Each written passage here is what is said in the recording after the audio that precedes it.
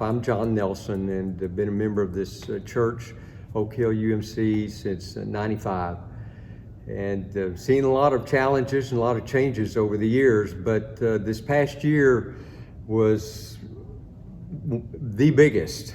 I've been helping out with the live stream of the church service for the last year now, and it's been a great experience. I've been thinking back to last year, back in March, when it became pretty apparent that we were going to have to shut down the church services, which was a difficult decision to make. When my wife, Corinne Weisgerber, asked me to come in and help out with live streaming one Sunday in early March of last year, I thought it would only be for maybe a week, 2 weeks, 3 weeks at the most. In-person worship was suspended and had a challenge to figure out how do we continue our worship experience and do that technically. What followed was a lot of learning, a lot of creativity on behalf of a team of people that came together rather quickly. Through the grace of God, we brought together a team of folks that included Shannon Butler and Corinne Weisgerber, and myself and Paul Harper, and our music director Jillian, and put our heads together to try to figure out how we can stream worship experience and worship time to those folks who are at home. And the church had not been set up for live streaming or any sort of broadcasting beyond the building. So we had to kind of figure this out together as we went along. Well, initially, it was very rudimentary, using some Apple phones as cameras and some tripods, and yet it worked. We hooked up to the old soundboard. I got on Facebook Live and started live streaming without really having any type of equipment other than our phones. And we got those 2 iPhones hooked up with a mic going into a laptop with software so we could broadcast live there. And we still had problems. So we broadcasted for about a month doing that. Still, we didn't really have the internet capabilities in the sanctuary that we needed to do this, so I think next step, and there's probably about 10 of those steps involved in this story. Next step, we just started using mobile hotspots.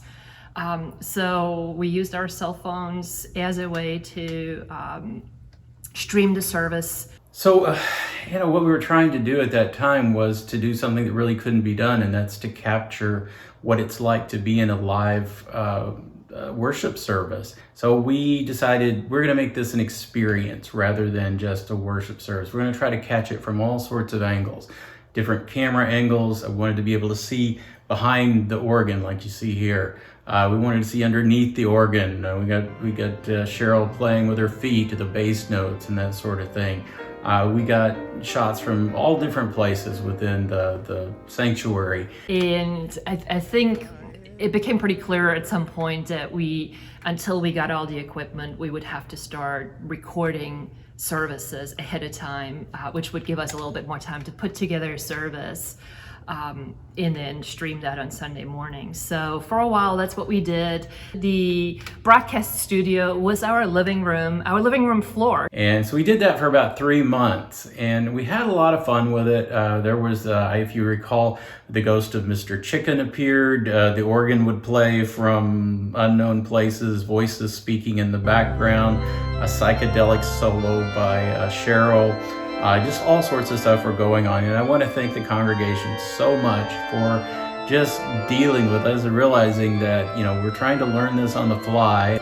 Since then, of course, we've gone through a process of procuring cameras and putting together the processes, the wiring and all to make sure that we're able to stream. And we started ordering right about at the same time as every university in the country, every school in the country, every church in the country was trying to order the same cameras. So as soon as I would catch something on the internet on some website, I would contact Angie or Jen, and then they would have to get online and try to get that piece of equipment and get it purchased. I can say that I have climbed up the ladder in a sanctuary and got the cameras installed.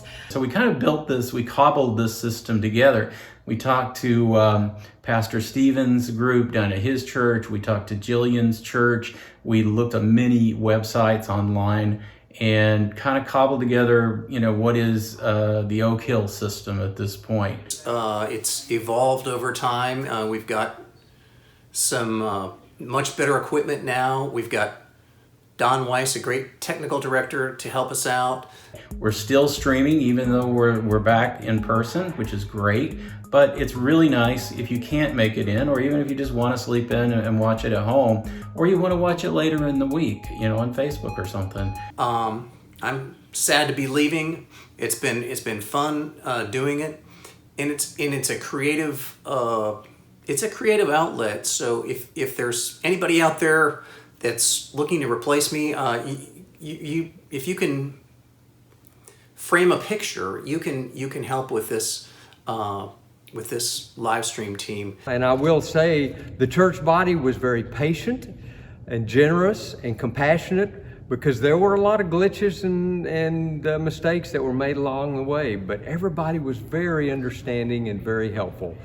And so I give thanks for where we are now, and it was a blessing and an honor, privilege to be a part of that.